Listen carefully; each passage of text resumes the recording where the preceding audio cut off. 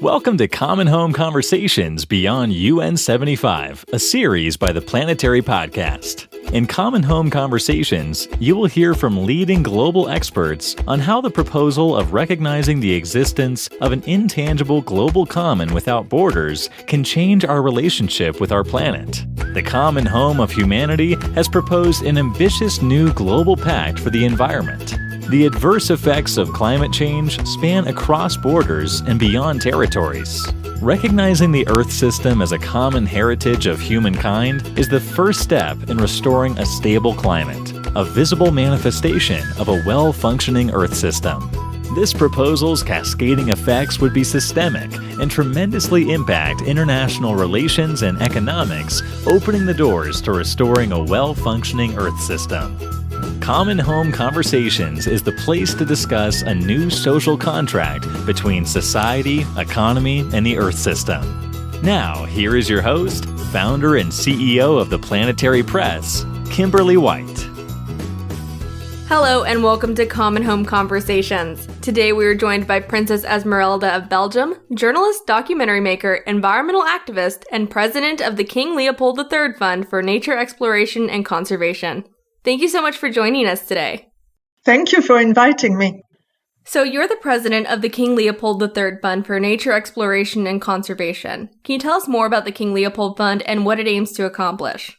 Yes, sure. It was created by my father in 1972.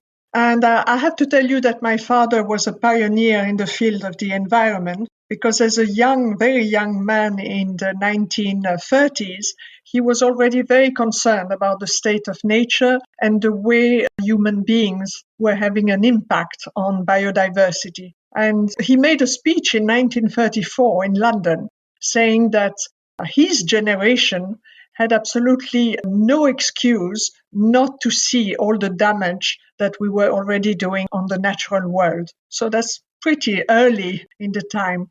And then in the 60s and 70s, he traveled extensively, especially in Latin America, in the Amazon, spent several months with the indigenous communities there. And he decided to create this fund, not only to scientifically explore nature, but also to protect it and to protect the indigenous communities that he had seen were the best custodians of our biodiversity. So he created this fund, and after his death in 1983, I became president, and we are very active. Actually, we finance probably between 10 and 20 missions a year all over the world, both in the field of exploration and in the field of conservation. That's very impressive. So can you tell us about some of the most recent missions you're funding? Yeah, sure. So we have done a lot of mission in Africa lately related to the big apes. So you might know that there is a very important park in Africa called Virunga, which is a jewel of biodiversity and has also the famous gorillas, which at one point was on the brink of extinction. And luckily now, really, their population has grown again, and it's really a big success. Although it's a part of Africa which is extremely volatile because there's a lot of violence and armed conflict, and so there are many problems. But we work also closely with the park, and we have done some mission there to scientifically study those species. And that's only one example, but then we have also a lot of mission in South America. Also sometimes in North America, whether it is to study some new species of insects. So it's very diverse. We have really a lot of different missions. That's amazing. And I love the work that you're doing in Virunga. It's great because with mountain gorillas, and all gorillas really, they are critically endangered. And right now the conservation efforts have been extremely helpful. Currently, I think they're the only gray ape in the world with an increasing population. Yes, it's fantastic. So you and your daughter climbed Kilimanjaro in 2019 to raise funds for an NGO in the Democratic Republic of the Congo, Hero Women Rising. Can you tell us more about this experience and what led you to do this? It was my meeting with an extraordinary woman, and this woman is called Nema Namadamu. She's from the DRC. She's from Kivu, which is a province of the south, which is extremely dangerous for locals, but especially for women. The violence against women is terrible. And I met Nema, and she told me about her life. And let me just tell you in a few minutes her life. She got polio when she was very young. I think she was 2. And immediately her father said, if I have a daughter who has polio, she will never be able to marry, which is something very important in the community there. And so he left his wife. And Nema's mother said, I want to give a chance to my daughter to go to school. And because they lived in a village and there was no way they could find a way to get to school, which was quite far away, she decided, yes, she would take her daughter to school, and she took her on her back every day. I think it was about 5 or 6 kilometers every day to go to the school. Until Nema became an adolescent, it was difficult at that time for her mother to carry her, so she sent her in the valley down where she could easily go to school. And Nema said, for the love of my mother, I have to continue to go to school. She was probably the first of her community to go all the way to university, to graduate from university, all the time, because she said, I have to do something for my mother who really sacrificed so much for me. And then Nema said, I want to do the same for the girls of my community. And a few years later, she decided to create a program for the girl to keep girls at schools. Because what happens also in many regions of the world, and there particularly, is that when the girls have their first menstruation, they miss school for a few days because they don't have all the necessary tools. And then the parents say, oh, their results are not so good. We should stop. Why do we pay school if the girls have so bad marks? So Nema decided to go to school, to teach the girl, to show them what you can do if you have education. And she has been extremely successful with her program to keep girls at school. And I said, okay, she inspired me so much because she, with so many handicaps, not only physical, but also due to the violence and the situation in her country, and she managed to achieve so many things.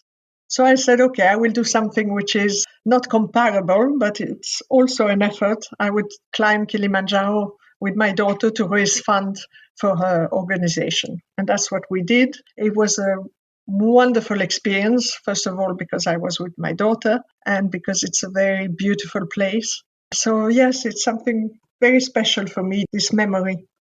Her story is so inspiring, and I know with advancing gender equality and empowering women, we can deliver those cross-sectoral, long-term solutions to climate change. In fact, in 2019, Project Drawdown had listed in their solutions to climate change that educating girls is the 6th most important solution to mitigate the climate crisis. So the work she's doing in the DRC is amazing. Yeah, absolutely, because you educate girls, and as we just said, first of all, they continue being educated, so they don't marry too early, they don't have children too early, they learn about the environment, they become really interested, they have solutions on the ground. There are so many advantages to that. Absolutely, and women are on the front lines of the climate crisis. I think the latest statistic was 80% of those people who have been displaced by the major weather events caused by climate change are women and girls. So it's imperative that we not only focus our solutions on them, but we need to include them in the decision-making process as well. Absolutely, because as you say, they are very much impacted because, first of all, they are among the poorest in the society in the developing countries, and also because they are the one in charge of water collection, of wood collection for heating and for cooking. So they are impacted by extreme weather events. But they are not only victims, as you rightly said. They are also agents of change and of solution because they know so well the situation on the ground.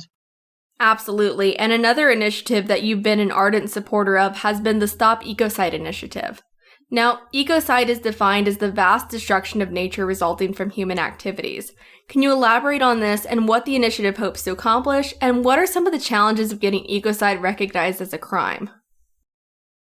Well, the idea that companies and institutions can damage the earth, Mother Earth, as they are doing right now, whether it is by oil spilling or by mining and poisoning the rivers, and the fact that nobody is accountable for that is something terrible because they are really killing our life support system. So it would be something really fantastic if it could be declared as a crime against peace, a crime against humanity, like genocide is. And actually, it is very often linked because when you have a major accident in the Amazon or burning forests because of timber exploitation, very often, actually every time, the human rights of the local populations are threatened. So I think it would be a major step, and I hope it will be recognized by the International Tribunal Court.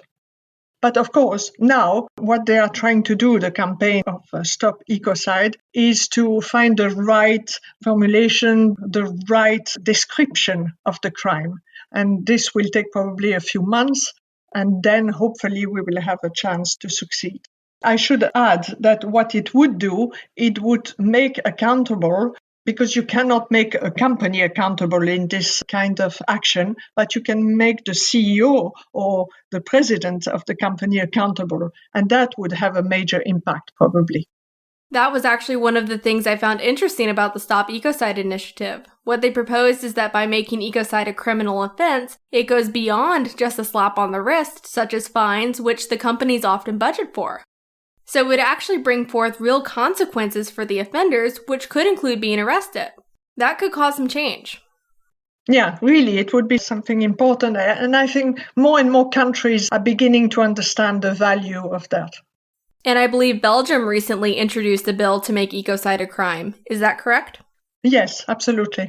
That's great. We really need to see more countries taking action on this. Yes, and of course, there are some very famous supporters because Pope Francis has spoken already many times about the notion of ecocide. Getting that high-level support is great. Ecocide should be recognized as a crime, so I think the work that they're doing is fantastic and very much needed, especially as we're dealing with the converging climate and biodiversity crises. Yes, absolutely. So we were touching on the Amazon just a few minutes ago, and I want to dive into that a little bit further. Last month, you took part in a very special event called Protect the Amazon, which sought to amplify Amazonian Indigenous voices. Could you share with us some of the key takeaways and calls to action from this event? Yes, we wanted to really amplify the voices of the indigenous communities in the Amazon, which are suffering so much at the moment. First of all, with the pandemic, because they really have a second wave there, which is very frightening, and they don't have access to vaccines. And they have been really, if we can say, forgotten, whether it is voluntarily or not, by their government. So we wanted to hear about that, but also about the crisis, the biodiversity loss, which is happening because the forest is burning, has been burning in 2019, in 2020, more and more. And most of those fires were, of course, criminal. And it is all the time increasing, because there are invasions of their lands by farmers, by miners and loggers.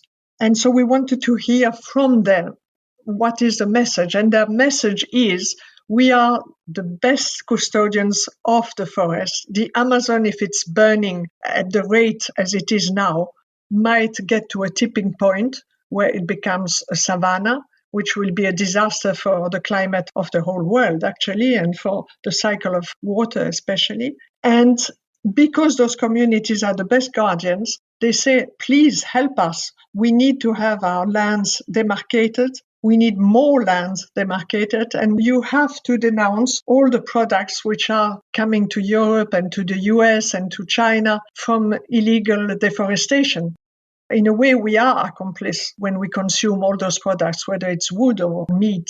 And that was their message. Please, we are saving biodiversity for the whole of the world. Please help us. We cannot do that alone. Yeah, and on the Amazon fires, we touched on this a little bit in an interview with Maria Antonia Tigre with the Global Network for the Study of Human Rights and the Environment, which was the 2019 Amazon fires made global headlines, but the 2020 fire season set new records. And that didn't receive as much media coverage, probably due to everything going on with COVID, but it was an area equivalent to the size of the United Kingdom that burned across Brazil up until September. Yeah, exactly. And as you say, because there was the pandemic, everybody was a bit focused on that. And that was probably one of the reasons that all the illegal farmers and loggers had some more, possibility of doing so because the whole world was not watching. Absolutely. And there were some instances where the authorities were kept from going out because field work was deemed unsafe. So it gave the illegal loggers, the illegal miners, and ranchers this kind of free rein to do whatever they wanted, and it was detrimental. Yeah, exactly. Yeah. Besides, they were bringing also the disease with them very often because the communities were so vulnerable to those contacts and they were the vector of the virus several times. Yeah, it's been heartbreaking to see because it is something we need to talk about. And with COVID, a lot of these messages have unfortunately been lost in the midst of news coverage. It's been tragic everywhere, but especially in those Indigenous communities who have been hit harder, not just in the Amazon, but everywhere. Indigenous communities in the United States were hit much harder than other communities. Yeah, you're right to say that because also we can talk about the second largest rainforest in the world, which is in the middle of Africa, and the Congo Basin forest, and which is also very much under threat from loggers and many big corporations there. And obviously it doesn't make as much headlines as the Amazon. So it's a message really which is global. The indigenous communities all over the world, in all the countries and the US also, their rights are threatened and their very livelihood also. And for our listeners at home, is there a place that you recommend that they go to learn more from the event, such as a website, or is there an initiative that you would like to point them to? Well, the program is now on demand on the EarthX TV, so it can be seen. The 2 parts, we made it in 4 parts, and they are being added every week, so it's possible to see. And of course, it's really nice to hear and informative to hear all what the indigenous leaders had to say on the program. Now, globally, there has been a lot of concern regarding the destruction of the Amazon, especially in recent years, as we just discussed with the spike in fires. However, despite this growing concern, there are no incentives in place for the conservation or restoration of the Amazon. A key theme of last month's special was highlighting our common future and responsibility to work with Indigenous peoples and to help preserve one of the natural world's most vital resources, the Amazon. How can the legal recognition and protection of the Earth system, as proposed by the Common Home of Humanity, help preserve this critical ecosystem? I think it's a very important concept to just realize that we live in the same planet, we breathe the same air, we depend so much on nature and on everything that it gives us, not only for our physical needs, but for our mental needs. And we have to treat this planet, this environment, the way it deserves and not continue to destroy it with impunity. We are already at a point which is catastrophic for biodiversity and for the climate. So we have to realize that it is our responsibility of each one of us. Absolutely. And to dive in a little bit further, do you think the common heritage concept for the Earth system would better enable us to manage the climate and biodiversity crises? Yes, it would, certainly, to bring a complete change of spirit, a change of mind. My next question is regarding the NDC synthesis report that came out in February. The UNFCCC recently released that report, which measures the progress of national climate action plans. However, despite current NDCs, we are falling far short of the level of action needed to meet the goals of the Paris Agreement. So we're really at a make or break moment with the climate emergency, and business as usual is not going to get us there. In your opinion, where do we go from here? How can we raise our collective ambition and garner the political will necessary to address this existential threat? I think it's quite disheartening to see that we are in 2021, 6 years after the Paris Accord, and that we have had so many fantastic words and speech and promises, and as you just mentioned, not much action. So I think we have very little time left. So the scientists tell us that this is the decade that we have to act, and we have to go much faster. So the politics don't seem to be at the same pace as we need. So I really very much think that it is our responsibility, each of us, all the citizens, to put maximum pressure on our leaders for them to act now. And this is at every level. I mean, the local level, the national level, and the global level. It's only if us, all the citizens, all the people who can vote, all the young people who are really afraid and are shouting in the street. I mean, we have to support them, the young people. We have to support the indigenous people. We have to make the biggest coalition we can to do something. This is our common future. And it's not so much in the future, actually, because so many people are already suffering today. If you see all what happened in the US last year, the fires, the hurricanes, if you see what happened in the Amazon, if you see what happened in Africa, in Asia, it's everywhere. People are already dying and suffering. And this is only going to get worse unless we all become activists in our own way. I don't mean that everybody has to go in the street, no, but everybody has to do something for it. Whether it is to speak to our local politician or our banker, all of that is useful to put the maximum pressure on the people who decide.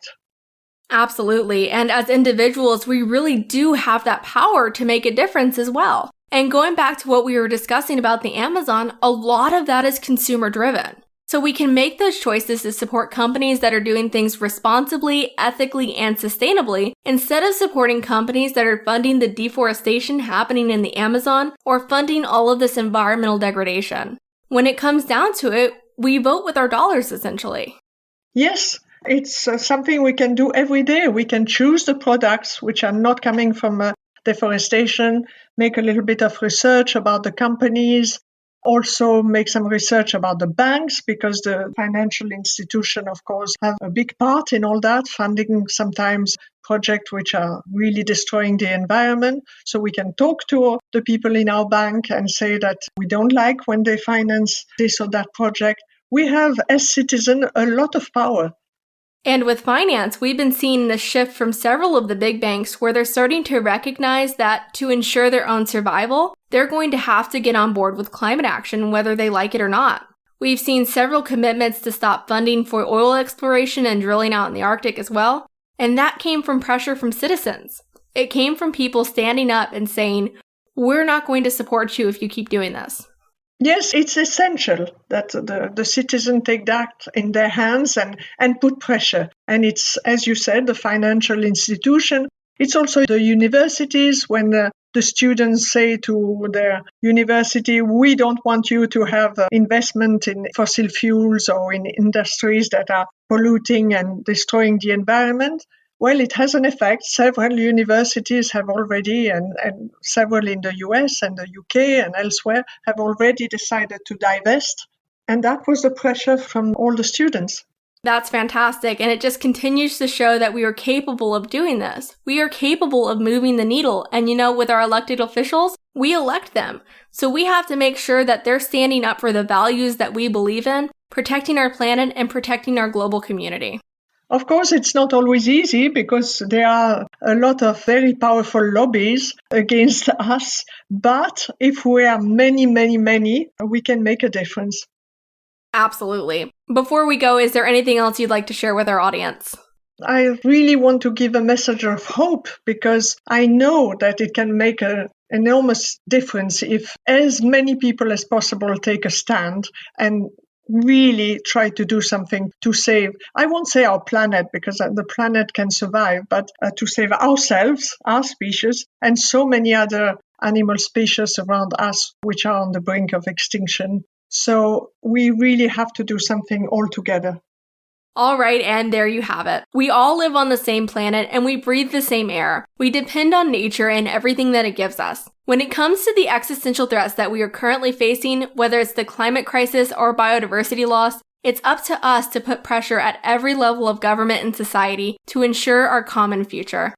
That is all for today, and thank you for joining us for this episode of Common Home Conversations Beyond UN75. Please subscribe, share, and be sure to tune in on April 7th to continue the conversation with our special guest, Frank Bierman, Professor of Global Sustainability Governance at Utrecht University, Director of the ERC Global Goals Project, founder of the Earth System Governance Project, and editor of the Earth System Governance Journal. And visit us at www.theplanetarypress.com for more episodes and the latest news in sustainability, climate change, and the environment.